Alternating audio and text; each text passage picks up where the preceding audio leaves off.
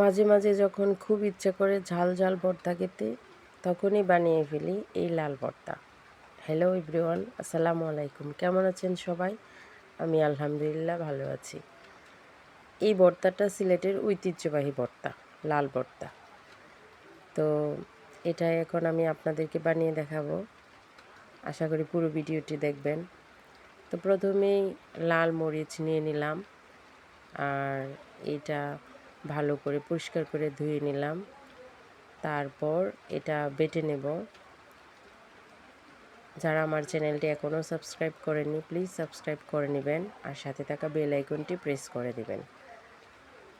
তো এই লাল মরিচগুলো খুব মিহি করে বেটে নিতে হবে।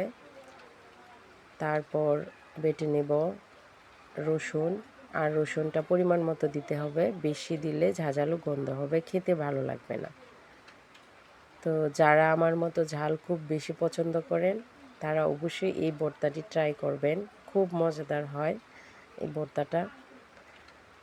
আর আমার শ্বশুরবাড়ির সবারই তো খুব পছন্দ এই ভর্তাটা।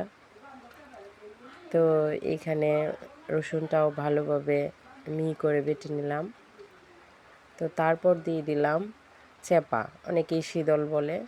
তো এটা তেল ছাড়া ভেজে নিতে হবে, যে কোনো একটা পাতা দিয়ে, কুমড়ো পাতা না হয় লাউ পাতা, অথবা এমনিতেই আপনারা দিতে পারবেন। তো এটা ভেজে নিয়ে তারপর এটা এই লাল মরিচ আর রসুনের সাথে একসাথে বেটে নিব, আর পরিমাণ মতো লবণ দিয়ে দিব। তারপর সবগুলোই একসাথে খুব মিহি করে বেটে নিয়েছি।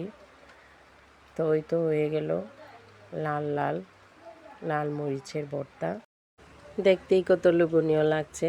তো এই সবগুলোই উঠিয়ে নিল, আর পাটার মধ্যে যেইটুকু ছিল ওইখানে অল্প পরিমাণে ভাত নিয়ে আম্মা মেখে দিল। আর আম্মার হাতের মাখানো ভাত, ওইটা তো ওই ভর্তার স্বাদটা আরও দ্বিগুণ বাড়িয়ে দেয়। কে কে আমার মতো পাটায় এরকম ভাত মেখে খান ভর্তা দিয়ে? আমার তো খুব ভালো লাগে। আর এই লাল ভর্তাটা পাটায় মেখে খেলে আরও বেশি ভালো লাগে। তো আমার ভিডিওটি কেমন লাগলো সবাই কমেন্ট করে জানাবেন। সবার শুভ কামনা করছি, সবাই সুস্থ থাকবেন, ভালো থাকবেন। আল্লাহ হাফিজ।